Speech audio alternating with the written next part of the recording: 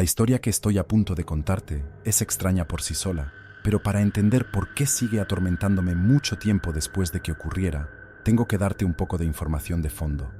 Me casé con mi ahora exmarido en 1987. Estábamos locamente enamorados el uno del otro y teníamos toda la intención de permanecer juntos hasta ser viejos y canosos, pero la verdad es que no duramos 5 años. Tuvimos problemas para quedar embarazados, así que fuimos a un médico de fertilidad para hacer algunas pruebas, y así es como descubrí que yo era incapaz de tener hijos. No parecía el fin del mundo, al menos no al principio, y discutimos tanto las posibilidades de adopción como el estilo de vida sin hijos. Pensé que nuestro matrimonio era lo suficientemente fuerte para sobrevivir algo así, pero resultó que estaba equivocada. Cuando él solicitó el divorcio, me rompió el corazón y nunca había experimentado un verdadero desamor hasta entonces. Si él hubiera dicho desde el principio, «Mira, cariño, no puedo estar con alguien que no puede tener mis hijos», entonces al menos habría tenido más tiempo para asimilarlo y superarlo. Pero fue cómo levantó mis esperanzas antes de destruirlas lo que dolió más que cualquier otra cosa. No podía soportar estar cerca de él después de eso. Él quería una separación amistosa, pero yo simplemente no tenía la capacidad emocional para seguir siendo su amiga.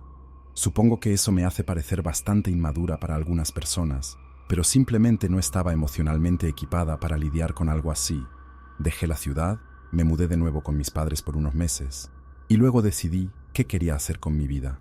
Puede sonar tonto, pero medio esperaba que mi papel en la vida fuera ser madre y ama de casa. Sé que eso no es precisamente apuntar alto para algunos, pero era todo lo que siempre había querido. Quería una vida simple, una vida feliz, y me llevó una cantidad vergonzosamente larga de tiempo darme cuenta de que podría ser feliz siendo algo más que ama de casa. Durante ese tiempo, cuando finalmente pude salir sin estallar en lágrimas al ver a una madre y su hijo, pasé mucho tiempo caminando por senderos boscosos.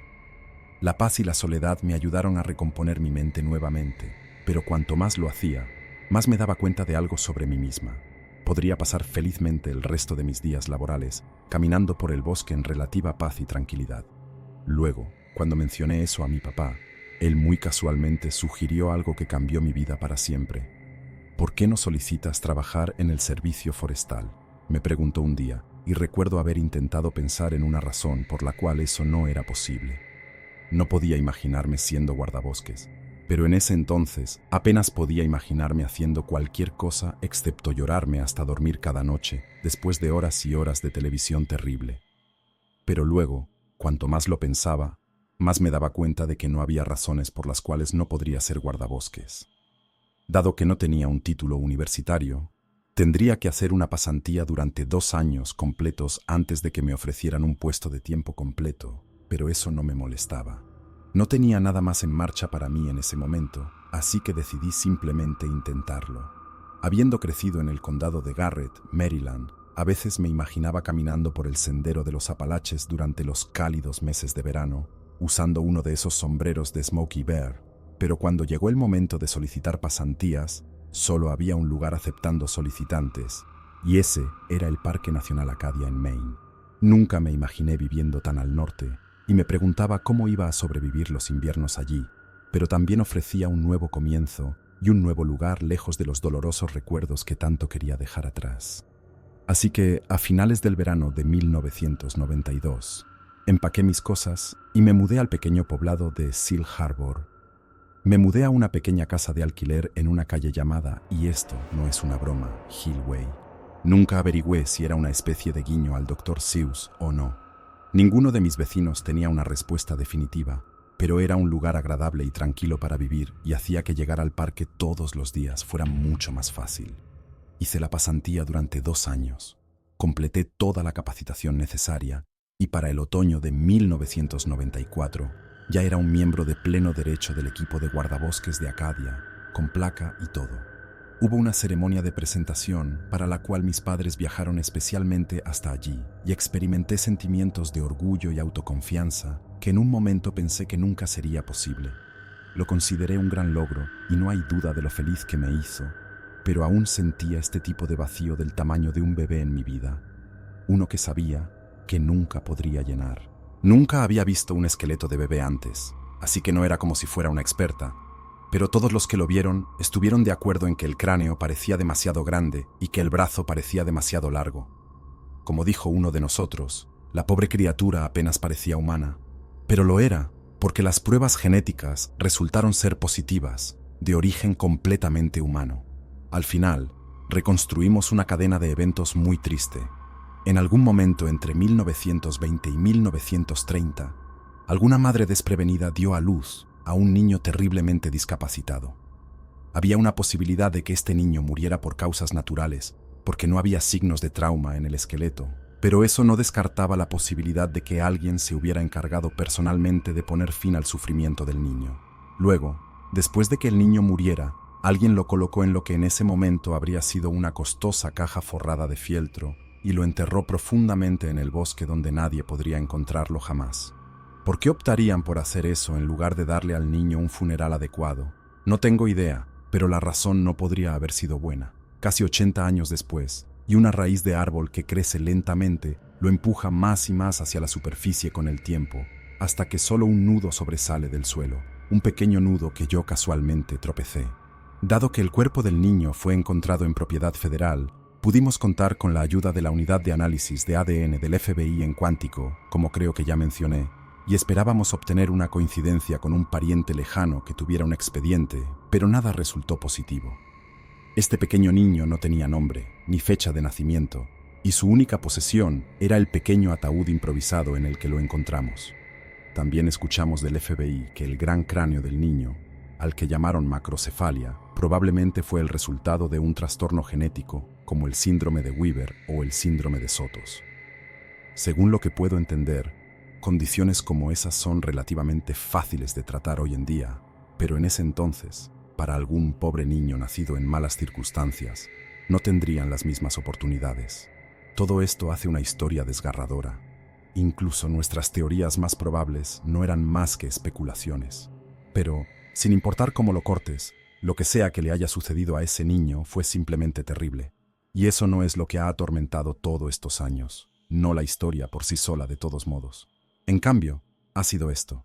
A veces, en mis momentos más oscuros, siento que ese pobre bebé era mío. Siento que fue una especie de destino extraño lo que me llevó a ese atajo y me hizo tropezar con su ataúd improvisado. Sé que probablemente suena como si estuviera perdiendo la cabeza y definitivamente no es una idea que haya discutido en voz alta realmente con nadie, pero realmente es como me siento a veces. No puedo tener hijos, pero lo que se me dio fue la oportunidad de traer paz en la forma de un entierro adecuado a un niño cuyos verdaderos padres no estaban dispuestos o no podían darle uno. Y al hacerlo, creo que he podido probar solo una pizca de lo ilimitado e incondicional que puede ser el amor de una madre, y por eso siempre estaré agradecida.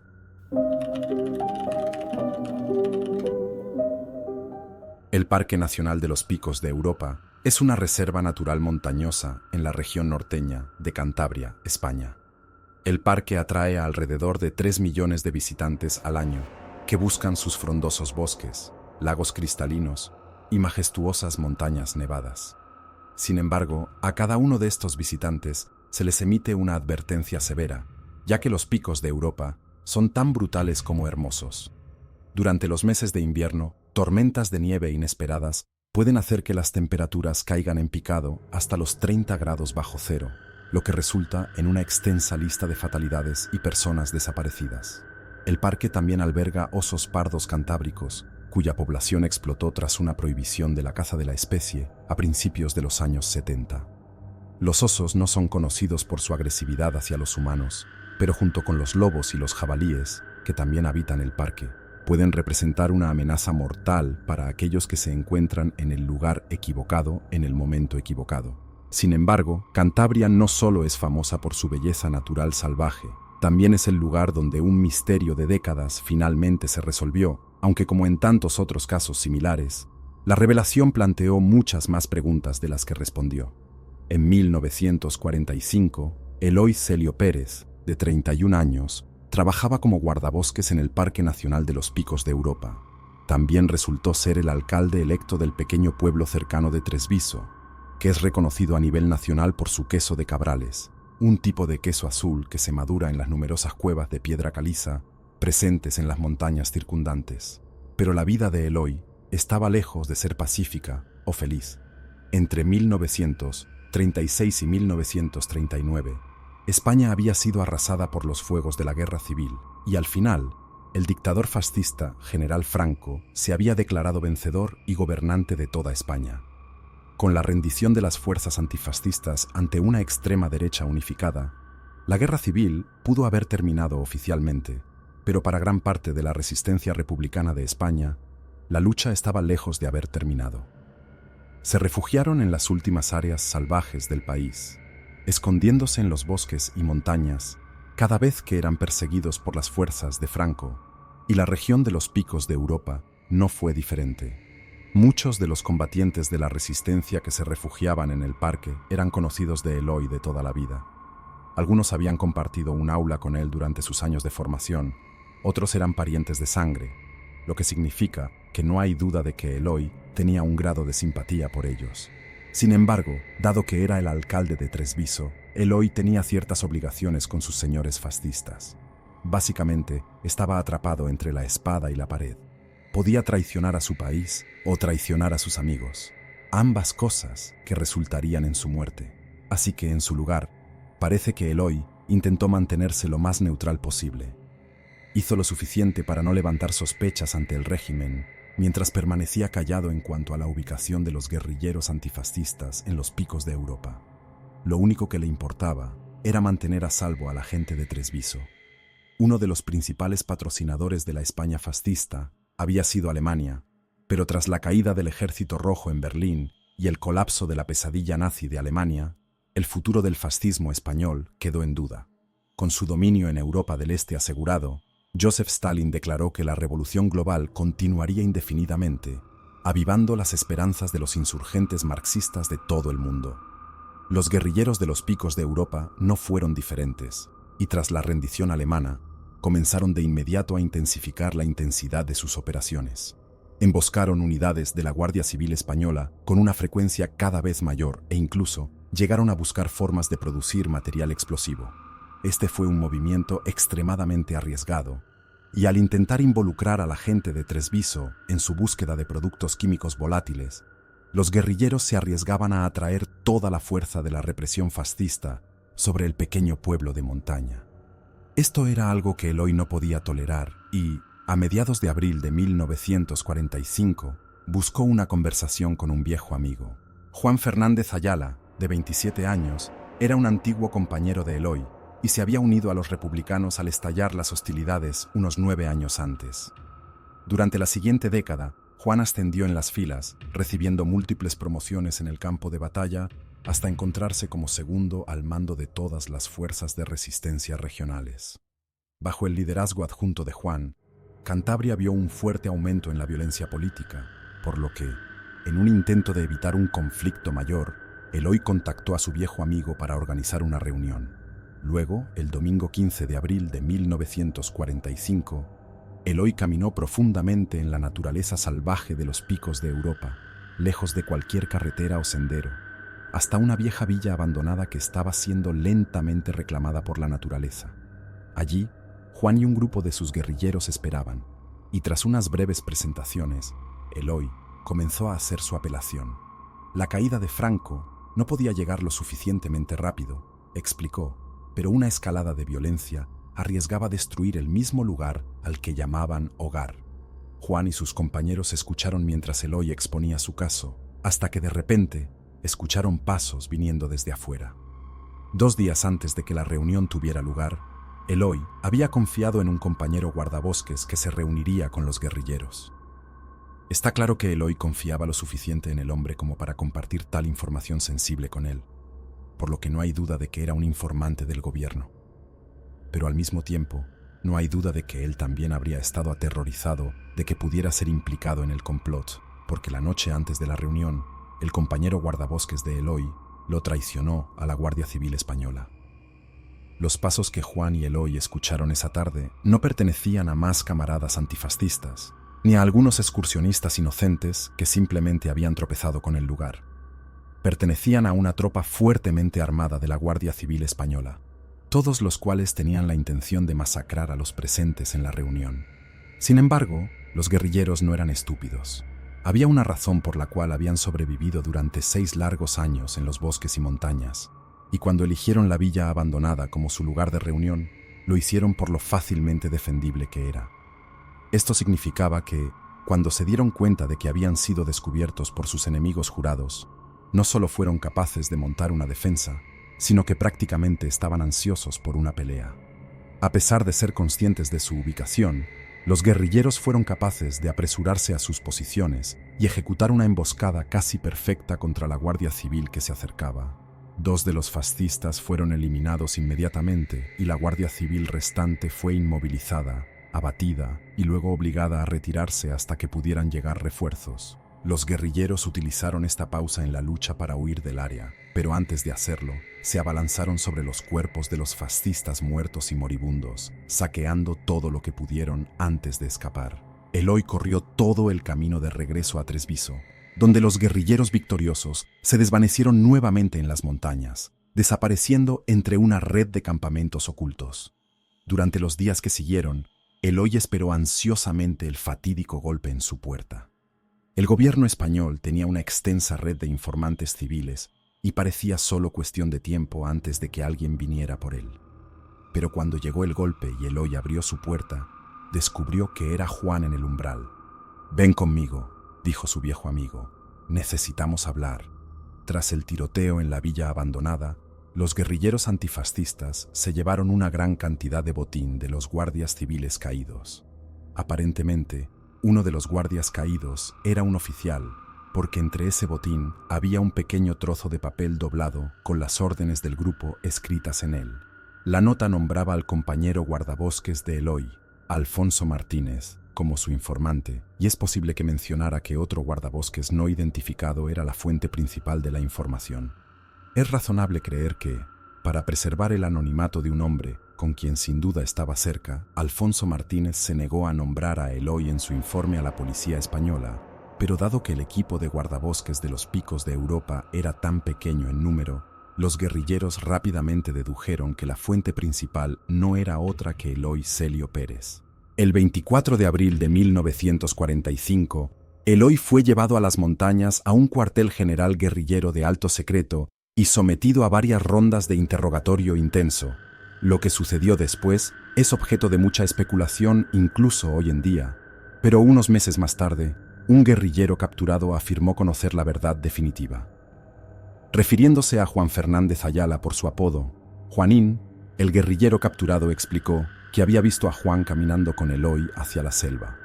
El par parecía relajado, con Juan asegurando a su viejo amigo que todo iba a estar bien y que había sido perdonado por su transgresión accidental. Momentos después se escuchó un solo disparo y Juan regresó solo. Tras enterarse de su muerte, los familiares de Eloy contactaron a la policía española y les suplicaron que llevaran su cuerpo a casa.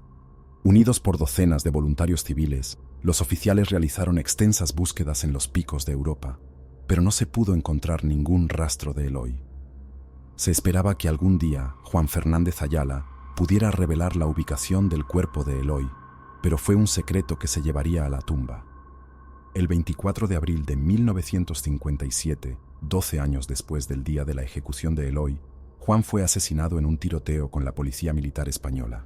Al final, los seres queridos de Eloy llegaron a aceptar que, vivo o muerto, nunca volvería a casa. Pero en palabras de Walt Whitman, nada se pierde realmente. Durante el verano de 2018, un equipo de espeleólogos profesionales estaba explorando un sistema de pasadizos subterráneos en el lado oriental de los Picos de Europa. Gracias en parte a la financiación de la Unión Europea, el gobierno español contrató al grupo de espeleólogos altamente experimentados para buscar los restos de aquellos que habían desaparecido como resultado tanto de la Guerra Civil Española como de su prolongada y dolorosa secuela. Eloy Celio Pérez no era el único hombre desaparecido en la zona, por lo que no es que el equipo de búsqueda estuviera específicamente buscándolo a él. Pero no hay duda de que los informes de su desaparición influyeron en la decisión del gobierno de enviar a los espeleólogos al Parque Nacional. Al llegar a la entrada de una cueva subterránea conocida como la Torca de Toporo, el grupo desempacó sus cosas y se preparó para descender casi 200 metros bajo tierra.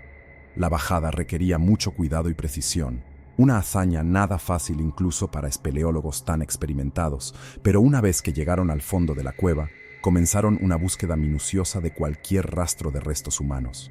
Pronto encontraron algunos entre una sección de lodo y escombros. Los espeleólogos recuperaron huesos que más tarde se determinó que eran humanos. Después de extraer muestras de ADN de las secciones del cráneo y la mandíbula, la policía las comparó con muestras tomadas de los familiares vivos de Eloy, y eran una coincidencia perfecta. Después de haber estado desaparecido durante casi un cuarto de siglo, Eloy Celio Pérez finalmente había sido encontrado. Cuando la noticia de la coincidencia llegó a Mercedes, la hija de Eloy de 75 años, desafió sus avanzados años para caminar hasta el último lugar de descanso de su padre y presentar sus últimos respetos. Sus seres queridos le suplicaron que esperara más desarrollos en casa, pero Mercedes insistió en acampar cerca de la entrada del sistema de cuevas mientras se desarrollaban las investigaciones subsiguientes. Estuvo presente cuando los investigadores determinaron que Eloy había sido ejecutado de un solo disparo de una pistola Astra 400 de 9 milímetros, el mismo tipo de pistola que se encontró en posesión de Juan Fernández Ayala tras su repentina y violenta muerte. Durante el resto del verano de 2018, las autoridades españolas continuaron reconstruyendo el esqueleto de Eloy, y fue a través de este proceso que hicieron un descubrimiento escalofriante. Los restos de Eloy no eran el único conjunto de restos humanos que habían quedado allí para pudrirse en la oscuridad. A medida que los investigadores comenzaron a trabajar para reconstruir el segundo de los dos esqueletos, se hicieron evidentes varios detalles. El primero fue que los huesos pertenecían a una mujer de entre 10 y 14 años cuando falleció. El segundo fue que la niña no había muerto la misma noche que Eloy, sino entre 5 y 15 años después. Después de analizar los huesos de la niña para determinar la fecha de su muerte, los investigadores determinaron que probablemente era hija de pastores locales que accidentalmente había caído en la cueva mientras trabajaba o jugaba cerca de su entrada. Sin embargo, esta afirmación fue rápidamente descartada por la destacada antropóloga forense, la doctora Fernando Calía. La doctora Calía era famosa en Argentina por haber ayudado a identificar a casi 100 soldados argentinos sin nombre que murieron en su desastrosa tentativa de toma de las Islas Malvinas británicas. Al enterarse de la Jane Doe cántabra, fue lo suficientemente generosa como para ofrecer sus servicios al gobierno español. Sin embargo, al realizar su propio análisis de los restos de la niña, la doctora Calía declaró que la niña no podía haber sido una pastora rural. Su estructura ósea sugería que, en lugar de una dieta que consistía principalmente en maíz, lo que la habría señalado como proveniente de una familia rural de bajos ingresos, la niña había subsistido con grandes cantidades de proteínas animales bajas en grasa, lo que significaba que probablemente había sido criada en la mucho más populosa costa cantábrica. La doctora Calía analizó además el ADN de la niña para crear una representación física de cómo podría haber sido. Se decía que medía alrededor de 1,42 metros de altura, con ojos verdes y cabello castaño oscuro. Esta descripción se difundió por toda Cantabria con la esperanza de que pudiera despertar la memoria de alguien, pero lamentablemente nadie se presentó con información pertinente. Quizás lo más cerca que los investigadores estuvieron de una ruptura definitiva en el caso fue después de enterarse de un hecho poco conocido sobre los picos de Europa. Tras el ascenso al poder del general Franco, muchos españoles inocentes simplemente desaparecieron, pero no todos fueron víctimas de la policía secreta fascista, y no todos se unieron a los guerrilleros en el refugio de la montaña. Algunos deseaban salirse del radar, por así decirlo, y vivir sus vidas en privacidad entre las remotas montañas minadas de España.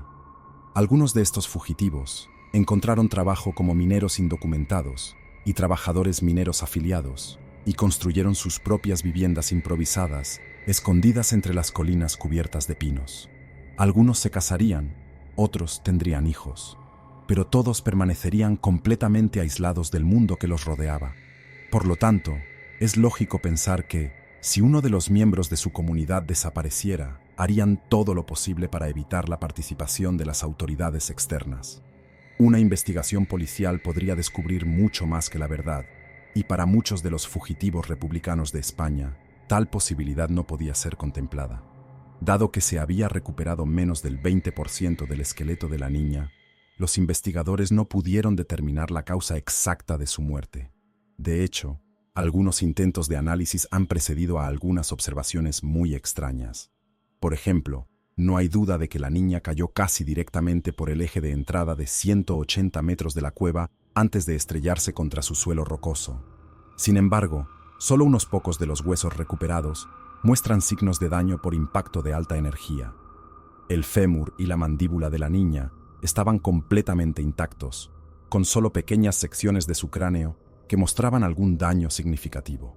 Esto ha llevado a algunos a teorizar que la niña fue asesinada por un golpe en la cabeza y luego, de alguna manera, colocada en la cueva de una manera que excluye cualquier tipo de caída prolongada. Básicamente, hay dos teorías principales en competencia aquí. Número 1, la muerte de la niña fue completamente accidental y por alguna anomalía física, solo fracturó su cráneo después de una caída de casi 200 metros sobre una superficie rocosa dura. O número 2, la niña fue asesinada por alguien con tanto afecto retorcido por ella que eligió bajar suavemente su cuerpo a la cueva en una parodia enfermiza de un funeral. A partir de junio del año 2022, la identidad de la Jane Doe de la Torca del Toporo sigue siendo un misterio, y aunque la policía española ha declarado que la investigación sigue abierta, las posibilidades de nuevos desarrollos son altamente improbables.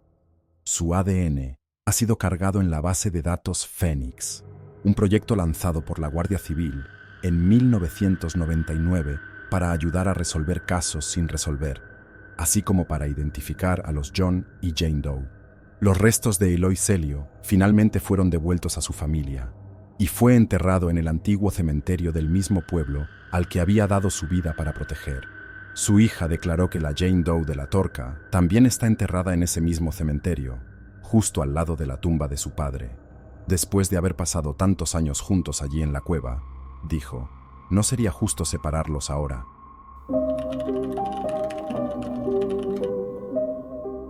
Mi hija es una gran fan tuya y como parte de su regalo de cumpleaños, me pidió que escribiera una historia que le conté el pasado, Día de Acción de Gracias, sobre mis días como voluntario en el servicio de parques. Prometo que no es el único regalo que recibirá este año, y admito que me sorprendió mucho cuando ella propuso la idea, pero aunque era muy inusual, fue imposible negarme. Así que aquí estoy, a petición suya. Crecí en San Luis y luego me mudé a Knoxville después de matricularme en la Universidad de Tennessee. Durante el verano entre mi primer y segundo año, me inscribí en un programa de guardabosques voluntario de temporada en el cercano Parque Nacional de las Grandes Montañas Humeantes.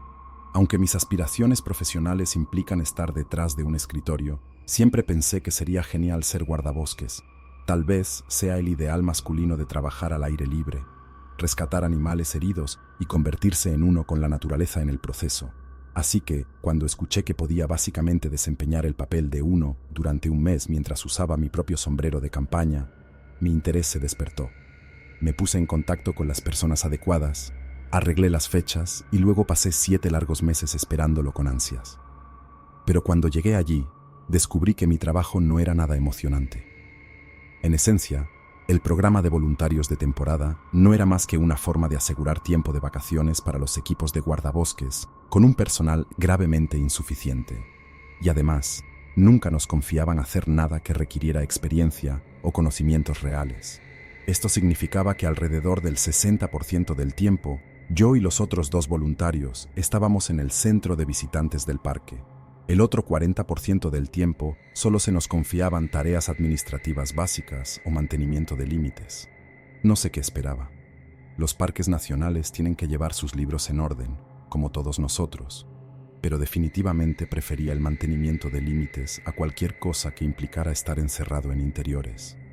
El mantenimiento de límites era un nombre muy elegante que el servicio forestal daba a la revisión de cercas, y como puedes imaginar, todo eso implica caminar largas secciones de la cerca del límite para asegurarse de que estén en buen estado de reparación. Caminar esas cercas de límites probablemente fue lo más cerca que estuve de vivir mi ideal de guardabosques, pero también fue en una de esas caminatas que me encontré con alguien en quien todavía pienso a menudo, incluso después de todos estos años.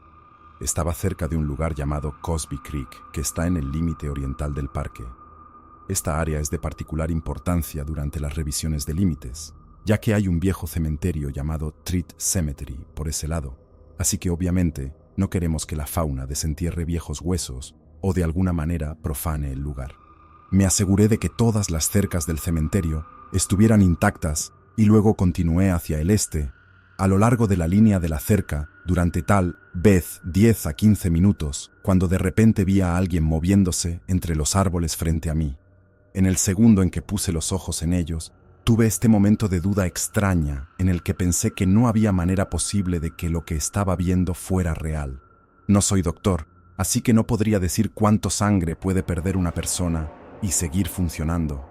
Pero Dios mío, la chica que sollozaba suavemente mientras caminaba descalza entre los árboles debía estar funcionando con lo mínimo. Estaba completamente sin ropa y con grandes parches de su piel faltantes, revelando toda esa sangre coagulada y restos secos debajo.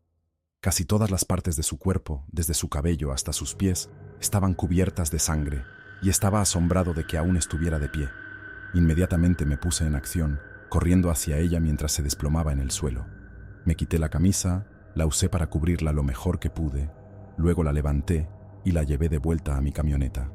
Supongo que fue una suerte que la encontrara tan cerca de donde estacioné, pero aún así estaba a punto de colapsar cuando llegamos allí. Sabía que había un centro de atención urgente en Newport, que está a unos 19,5 kilómetros al norte de Cosby, así que conduje tan rápido como pude después de cargar a la chica en el asiento trasero de mi camioneta. No creo que le dijera nada aparte de: no cierres los ojos, tienes que mantenerte despierta. Ella mantuvo los ojos bien abiertos todo el camino, pero tampoco hizo un solo sonido.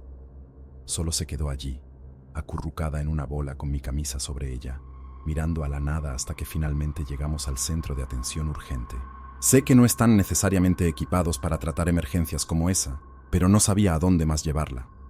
Después de administrarle un tratamiento inicial, me dijeron que la chica sería llevada a Sevierville, donde había un hospital general equipado con una sala de emergencias dedicada, y ahí es donde terminó mi papel en todo esto. Pregunté si podía ser de más ayuda, pero me dijeron que lo mejor que podía hacer era regresar y contarle al jefe de guardabosques lo que había pasado. Esto fue mucho antes de los teléfonos móviles, y podría haber usado el teléfono público del hospital para informar al equipo dónde estaba, pero para entonces pensé que era mejor simplemente conducir de vuelta, cambiarme de ropa ensangrentada y contarles a todos lo que había pasado cara a cara. Cuando entré en la sede de los guardabosques y el jefe y mis compañeros de trabajo vieron la sangre en mi ropa, supieron que algo terrible había sucedido. Al principio pensaron que era yo quien estaba herido, y tuve que decirles algo que solo había oído decir en las películas antes. No es mi sangre, les dije, y luego lancé a la explicación de dónde había estado y lo que había pasado. El jefe tomó notas todo el tiempo. Como teníamos plena jurisdicción, el único otro grupo que podría legalmente apartarnos sería el FBI o algo así, a menos que pidiéramos su ayuda o intervinieran sin que se lo pidiéramos. Sería nuestra tarea investigar lo que le había pasado a la chica, y ahí es donde las cosas se pusieron realmente extrañas. Obviamente, necesitábamos hablar con la chica que encontré para establecer lo que le había pasado. Pero cuando el jefe se puso en contacto con el hospital y habló con los doctores pertinentes, descubrimos que ella no había dicho ni una palabra. No solo sobre lo que le había pasado, tampoco quería hablar con nadie. Esto no nos pareció particularmente inusual. Sin duda, la pobre chica había pasado por un evento extremadamente traumático, lo que significaba que probablemente no querría hablar de ello hasta que se hubiera calmado lo suficiente. Los doctores nos dijeron que volviéramos a llamar al día siguiente, pero también que nos avisarían si había algún cambio. Así que eso fue lo que hicimos. Esperamos hasta la tarde del día siguiente y luego llamamos al hospital de nuevo para ver si la chica había empezado a hablar. No lo había hecho. No hablaba con los doctores, no hablaba con las enfermeras, y seguro que podríamos intentarlo, pero los doctores no creían que hablara con nosotros tampoco. El jefe manejó todas las llamadas, pero como yo era el que la había encontrado, me pidió que lo acompañara en el viaje al hospital con la esperanza de que verme de nuevo pudiera empujarla a hablar. Recibí la noticia en mi radio y cuando lo hice, dejé lo que estaba haciendo, gestión de recursos, así que no era tan urgente, y luego conduje de vuelta a la sede para unirme al jefe en su camioneta. Hablamos sobre cómo podría desarrollarse la investigación en el camino al hospital, completamente inconscientes del hecho de que no iba a haber ningún tipo de investigación en absoluto. Porque cuando llegamos al hospital y buscamos a nuestra víctima sin nombre, encontramos al personal de enfermería en un pánico menor. Nos llevó un tiempo averiguar qué estaba pasando, pero cuando lo hicimos, decir que estábamos sorprendidos no comienza a cubrirlo. El hospital había perdido a nuestra víctima. Una revisión de sus cámaras de seguridad mostró a un hombre vestido con una bata de hospital, empujando una silla de ruedas a través de la entrada principal del hospital poco después de la 1:15 del mediodía. Llevaba algún tipo de identificación en el pecho. De alguna manera se las arregló para pasar por la recepción y luego se dirigió directamente a la habitación donde estaba nuestra víctima. Allí la cargó en la silla de ruedas y luego simplemente la sacó del hospital, sin ningún intento de detenerlo en absoluto. Obviamente, fue una gran violación del estándar de práctica del hospital, pero sin ninguna idea de quién era nuestra víctima o su aparente secuestrador, no teníamos casi ningún medio de recurso, excepto uno. Dado que teníamos un posible secuestro en nuestras manos, en realidad llamamos en busca de la ayuda del FBI.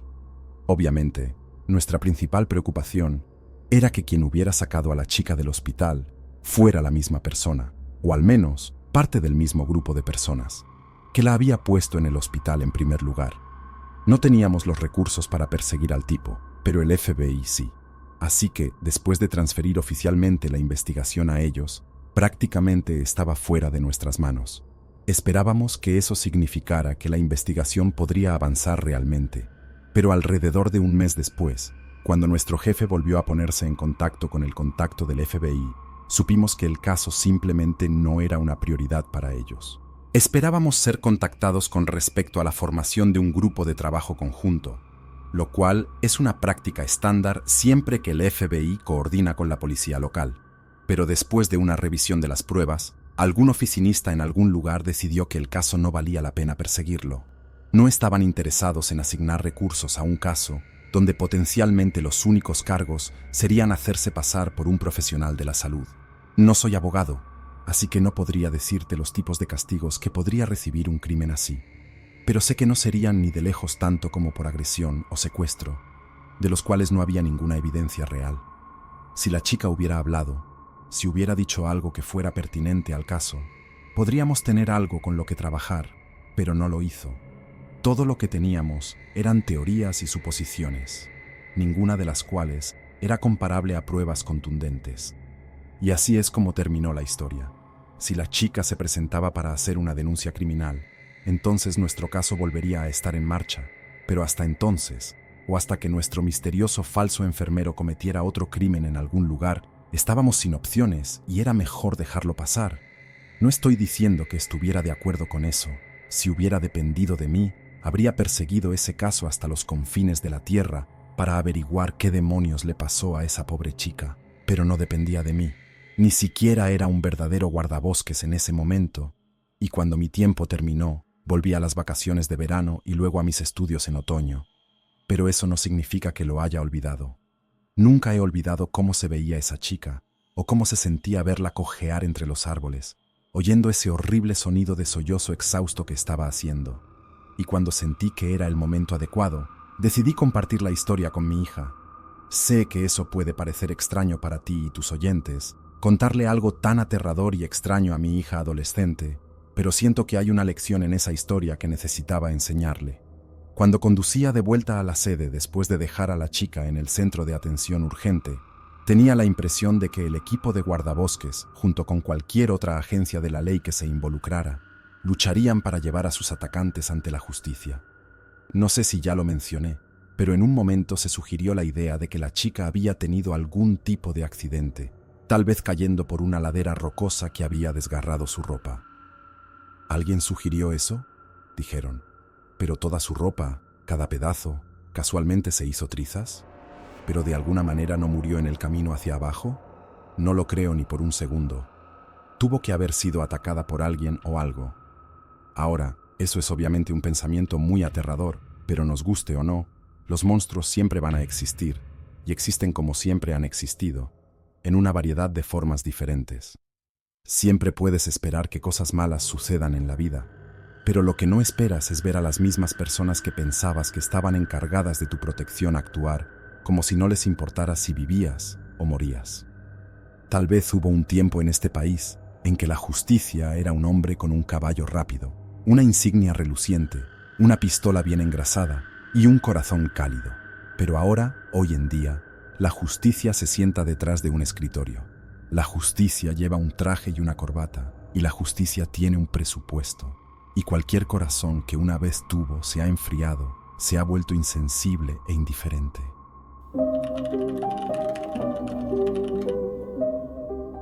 Mi nombre es Roger, soy de Minnesota y encontré tu canal de YouTube a principios de este año.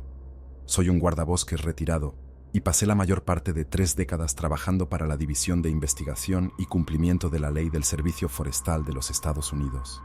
Desde mi retiro, he tenido mucho tiempo libre y en los últimos meses he pasado gran parte de ese tiempo escuchando varias antologías que has publicado. Me parece increíble que publiques las historias de personas comunes como yo, así que, teniendo eso en mente, creo que tengo una historia que podría interesarte.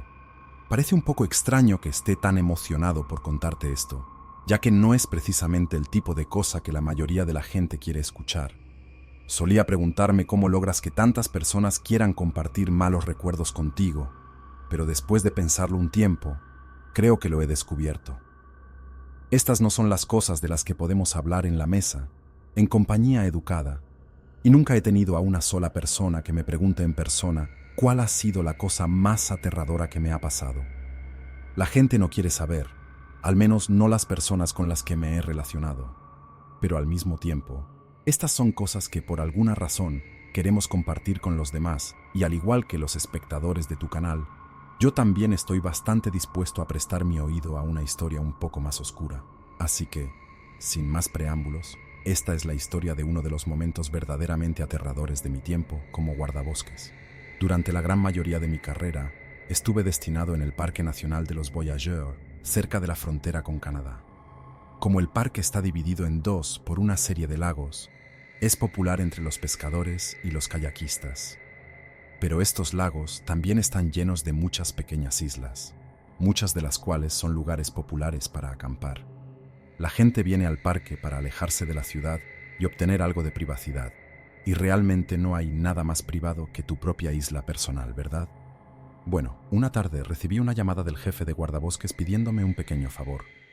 Había recibido una llamada del Departamento de Policía de International Falls, una pequeña ciudad fronteriza a unos 32 kilómetros al oeste, después de que un oficial allí recibiera un reporte de una persona desaparecida. El esposo de una señora se había ido de campamento con un viejo amigo y no había regresado después de la hora en que se esperaba que volviera esa mañana. Mi tarea era ir a su lugar de campamento habitual, en un lugar llamado Isla del Lobo, para ver si se habían movido o no. El equipo de guardabosques en el parque es probablemente uno de los más anfibios del país, definitivamente el más acuático de la región. La mitad de nuestro trabajo consiste en patrullar las vías fluviales y asegurarnos de que toda la pesca y la navegación estén dentro de las regulaciones, por lo que no solo tenemos acceso a kayaks y lanchas motoras, sino que estamos muy cómodos operándolos. Así que, cuando recibí la llamada, me dirigí al centro de visitantes del río Ash, que es donde atracamos nuestras lanchas. Pero justo cuando estaba preparando la lancha para navegar hacia la Isla del Lobo, recibí una segunda llamada del jefe. El Departamento de Policía de International Falls se había puesto en contacto con una actualización que necesitaba ser informada de inmediato. Según el jefe, este no era solo un caso de 2 pescadores que se habían quedado dormidos después de demasiadas cervezas Miller. El hijo del hombre desaparecido se había puesto en contacto y esta vez fue para advertir a la policía que no solo su padre probablemente estaba armado, sino que había estado actuando de manera extremadamente errática antes de partir para el viaje de campamento. Esto no era lo que esperaba escuchar cuando supe que había una actualización, pero estaba más que equipado para lidiar con la situación, ya que estaba en el lado de la aplicación de la ley de las cosas, en lugar de trabajar solo en el centro de visitantes. Tenía prácticamente las mismas opciones que un oficial de policía promedio, pero eso no significaba que no sintiera una sensación de aprensión con respecto a lo que podría enfrentar. 9 de cada 10 incidentes en el parque se resuelven rápidamente y de manera pacífica, pero como probablemente puedes adivinar, es ese 1 de cada 10 el que te mantiene despierto por la noche. Así que, después de preparar la lancha, navegué hacia el oeste durante unos 20 a 25 minutos, hasta que avisté la Isla del Lobo. Después de usar mis binoculares para observar la isla desde una distancia segura, pude distinguir una ligera columna de humo proveniente de su lado este. Realmente me habría venido bien algún tipo de megáfono para llamar al campista desaparecido, pero no tuve la sensatez de traer uno, así que me vi obligado a acercar mi lancha a unos 6 o 9 metros de la orilla antes de llamar usando solo mi voz. Llamé una vez y luego 2 veces, y después de la tercera llamada sin recibir respuesta, decidí desembarcar para obtener una vista del fuego, que presumiblemente había sido iniciado por nuestro campista desaparecido. Acerqué la lancha un poco más, salté por la borda y luego caminé hasta la orilla llamando al campista desaparecido todo el tiempo. Ya podía oler el fuego del campamento para entonces, junto con lo que sea que estuviera cocinando en él, así que sin duda estaba al alcance de oído de quien hubiera estado atendiéndolo. Pero como nadie respondió y no vi a nadie mientras caminaba por la playa, supuse que quien hubiera hecho el campamento se había ido. Sin embargo, mientras caminaba más hacia la isla en busca del origen del humo, algo llamó mi atención. Mientras viva, recordaré esto con todo detalle, como una fotografía. A veces se reproduce en mi cabeza solo, como si alguien hubiera presionado play en un control remoto en mi cerebro. Vi algo caer por el rabillo del ojo y cuando miré, vi que era un cuervo que aterrizaba para unirse a algunos de sus hermanos y hermanas, pero luego vi en lo que estaba aterrizando.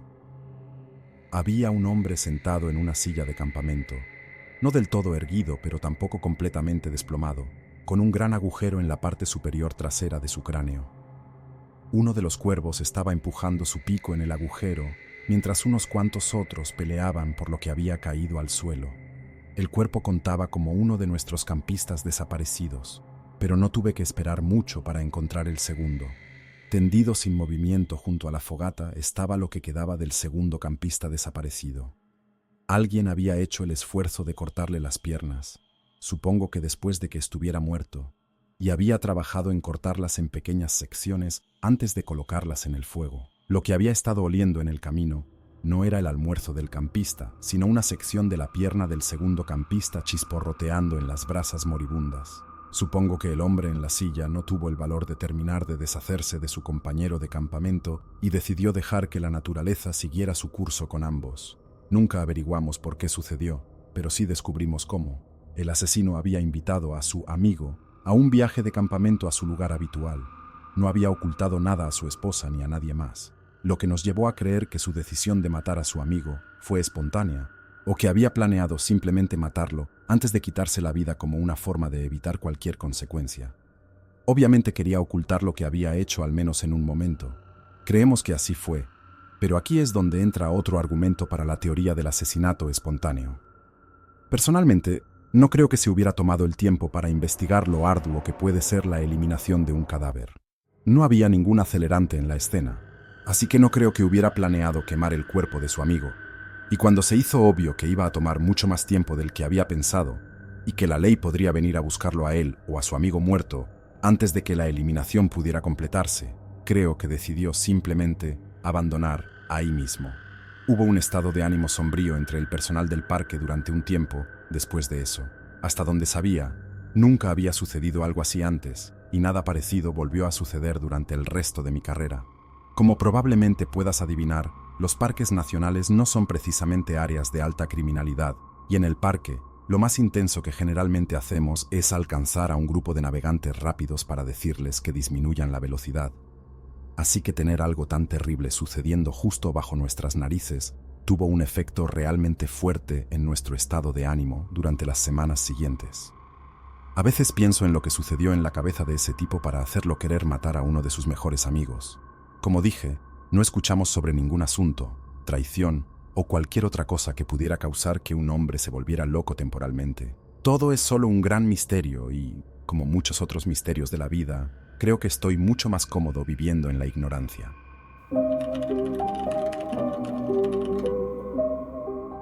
Estaba escuchando tus otras historias de guardabosques y quería enviar la mía también. Espero que no te importe si la envío a algunos de mis otros canales favoritos también, y con suerte, eso significa que la tuya será la primera. Estoy retirado médicamente del Servicio Forestal de los Estados Unidos, pero fui guardabosques en el Parque Nacional de Kenu durante 7 años, entre 1985 y 1992. Kenu estaba en el Idaho Panhandle, a menos de 80 kilómetros de la frontera con Canadá. Piensa en bosques, montañas y lagos en verano, luego una alfombra de nieve y hielo en invierno, con el río Cee al norte y el lago Pendoreil al sur. Todo lo demás son muchas crestas y valles. Y en el último día de trabajo, estaba caminando por uno de esos mismos valles. Estaba realizando mis deberes regulares, ocupado en mis asuntos, cuando de repente experimenté lo que se sintió como un golpe de Mike Tyson en su mejor momento en el lado derecho de mi cadera. Me hizo girar, pero la fuerza también me sacó las piernas de debajo de mí, y mientras caía, escuché el disparo de un rifle viniendo de algún lugar del valle. Mi primer pensamiento fue que era un accidente. Puede parecer una locura, pero te sorprendería el tipo de errores que cometen los cazadores cuando están ansiosos por su primera presa de la temporada. Es por eso que tenemos tantas regulaciones en primer lugar.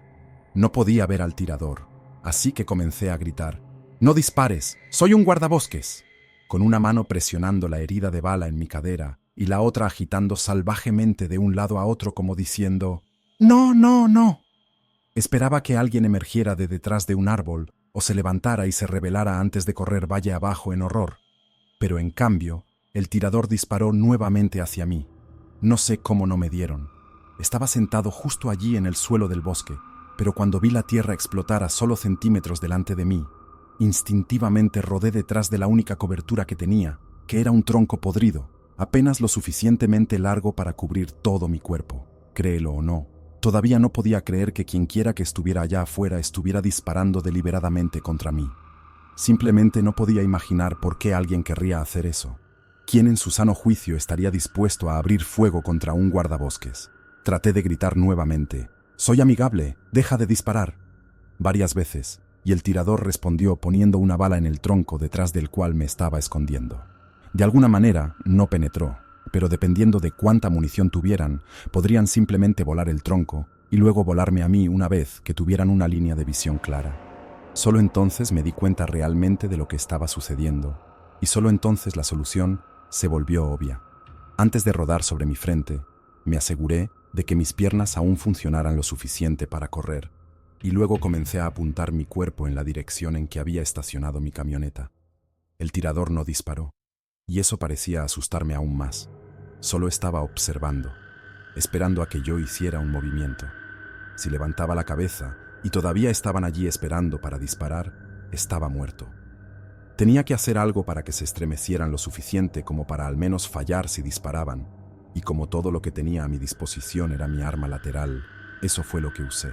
Disparé algunas rondas sobre el tronco después de rodar sobre mi costado, luego me levanté y corrí a través de los árboles disparando salvajemente detrás de mí mientras corría. Sé que el tirador disparó un último tiro hacia mí. Escuché el crack mientras la bala volaba justo sobre mi cabeza, pero de alguna manera pude correr lo suficientemente lejos y rápido como para romper su línea de visión y llegar a mi camioneta con vida. Como la sede de los guardabosques estaba en Calín, conduje a la sala de emergencias en Sandpoint. Es una historia larga, pero solo pude notificar a otro guardabosques sobre mis heridas, y fue ella quien transmitió la información a la sede de los guardabosques mientras yo conducía hacia Sandpoint. Mi mayor temor era desmayarme al volante debido a la pérdida de sangre, pero como un doctor me dijo más tarde, tuve mucha suerte con respecto a dónde me golpeó la bala, así como la trayectoria que tomó a través de mi cadera. Un poco más a la izquierda y probablemente no habría podido correr, y un poco más abajo y corría el riesgo de cortar mi arteria femoral. Si eso hubiera sucedido, no habría llegado ni a mi camioneta, ni mucho menos al hospital. Como el parque era propiedad federal, el FBI se unió a nuestro equipo de guardabosques para peinar el parque en busca de un posible tirador, pero para cuando llegaron, la persona que intentó matarme ya se había ido. La agencia se tomó el asunto muy en serio y me entrevistó extensamente, principalmente mientras me recuperaba de la cirugía en mi cama de hospital. Tuvieron perros corriendo por todo el parque durante semanas buscando huellas de botas, casquillos de bala, lo que sea, pero no encontraron nada. Lo mejor que pudieron hacer fue decirme el tipo de rifle que se usó para dispararme, que era un Remington modelo 700. Pero durante la entrevista final, un agente compartió una de sus teorías predominantes conmigo. No podían descartar que mi atacante fuera algún tipo de cazador loco que sufrió un episodio psicótico y me disparó, Pero dicho esto, había un ángulo que el grupo de trabajo estaba particularmente interesado en investigar. Solo unos meses antes de que me dispararan, un equipo de alguaciles de EEU se acercó a una cabaña en el condado de Boundary. Tenían una orden de arresto para un tipo llamado Randy Weaver, pero durante su acercamiento, terminaron disparándole al perro del tipo y luego a su hijo. Uno de los amigos de Weaver luego disparó contra los alguaciles, desencadenando un enfrentamiento de 11 días en el que un francotirador de la policía le disparó a la esposa de Weaver. Este tipo era buscado por cargos de armas de fuego, por lo que los alguaciles pensaron que tenía todo un arsenal de ametralladoras escondidas en su cabaña, y por eso entraron como si fuera una zona de guerra, y cómo terminaron matando a 2 personas inocentes. Randy Weaver terminó recibiendo millones en compensación del gobierno, pero antes de eso, toda la situación creó una tormenta mediática y enfureció a mucha gente muy violenta. Y ahí es donde el agente del FBI con el que hablé pensó que se vinculaba a mi caso. Era solo una especulación, pero él y algunos de sus compañeros agentes creían que, dado que yo era un representante del gobierno federal, algún loco con un rifle de caza pensó que yo era un objetivo legítimo de venganza, por lo que llegó a conocerse como Ruby Ridge. Unos años después, ese psicópata que voló el edificio federal en la ciudad de Oklahoma dijo que Ruby Ridge fue lo que lo volvió loco, y esas son mis palabras, por cierto, no las de él. El FBI nunca atrapó al tipo que me disparó, y hasta donde sé, todavía están ahí fuera, orgullosos de haber golpeado al gobierno federal, o lo que sea la locura con la que se hayan lavado el cerebro. Y quién sabe, tal vez lo lamenten, tal vez se disculpen si supieran que podrían salirse con la suya, pero no puedo decir que sea una disculpa que alguna vez aceptaría, al menos no hasta que pueda pagar esa segunda ronda de cirugía de cadera.